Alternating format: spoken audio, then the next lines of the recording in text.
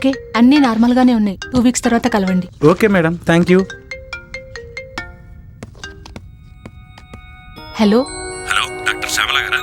అవును సార్. నేను commissioner office నుంచి మాట్లాడుతున్నా. రుధిర్ అనే వ్యక్తి మీ రెగ్యులర్ పేషెంటా? Yes sir.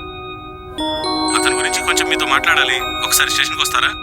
ఓకే, ఒక హాఫ్ అన్ అవర్లో వస్తాను సార్. కొంచెం త్వరగా రండి. Okay sir.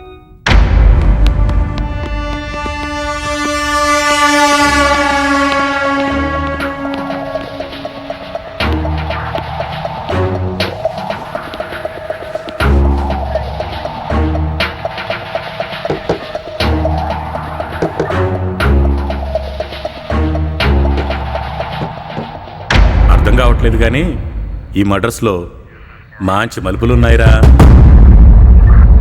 అసలు నీ ప్లాన్ ఏంట్రా? సార్ డాక్టర్ గారు వచ్చారు సార్. ఓహో, వచ్చిందా? లోపల తీసుకునిరా. Okay sir. అలాగే ఒక చైర్ కూడా తీసుకుని పంపించు. Okay sir. Hi sir. Hi. ఇతను గుర్తుపట్టగలరా? సార్, ఇతను పేషెంట్. సార్, ఇతను పేషెంట్. ఇలా ట్రీట్ చేశారేంటి? డాక్టర్, మా ట్రీట్మెంట్ మీ ట్రీట్మెంట్ లాగా కూల్గా ఉండదు, ఇలా హార్డ్గానే ఉంటుంది. ముందు కూర్చోండి.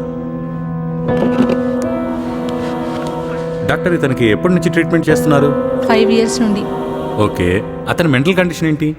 సార్, తనకు నిద్రలో నడిచే అలవాటు ఉంది సార్. ఓకే, అప్పుడు అతని ప్రవర్తన ఎలా ఉంటుంది?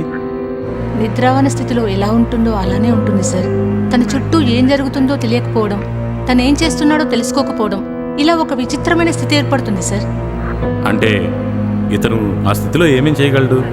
సార్, అలా నడుచుకుంటూ వెళ్ళి ఏదో ఒక చోట పడుకుంటాడు. మెలకువ రాగానే మామూలు స్థితికి వచ్చేస్తాడు. అంతే సార్. మరి ఆ టైంలో ఎవరినైనా అటాక్ చేయడం లాంటివి జరుగుతాయా? ఇంపాసిబుల్, ఛాన్సే లేదు. మరి ఆ టైంలోనే ఇతను మర్డర్ చేశాడని ప్రత్యక్షంగా చూసిన అతని గర్ల్ ఫ్రెండే చెప్తుంది. దానికి మీరేమంటారు? అలా జరిగే అవకాశం లేదు sir. Something is wrong sir. అలా జరుగుతుందని అనుకోవద్దు. ఏంటి మీటింగ్? ఎక్కడ వాడు? కన్నాబాయ్, బీ కూల్. ఎక్కడ నా కొడుకు? వాడిని ఇక్కడే ముక్కలు ముక్కలుగా నరికి మా వాళ్ళకి అర్పణం చేస్తాను. కన్నాబాయ్, టెన్షన్ పడకు, వాడు ఇక్కడే ఉన్నాడు. ఎక్కడా?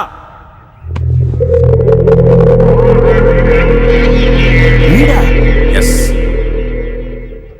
రే, ఎవడ్రా నువ్వు? ఇదంతా చేసింది నువ్వా? మా వాళ్ళని ఎందుకు చంపావు? భాయ్, నేనంతా ఎంక్వైరీ చేశాను. వాడికి మీ వాళ్ళని చంపేంత ఆవేశం కానీ చంపాల్సిన అవసరం కానీ ఏదీ లేదు. మరి ఎవడ్రా చంపింది? భాయ్, వాడికి ఏమీ తెలియదు. దీని వెనకాలేదో మాస్టర్ మైండ్ దాగుంది. వీడి బలహీనతను తన బలంగా మార్చుకుంటుంది.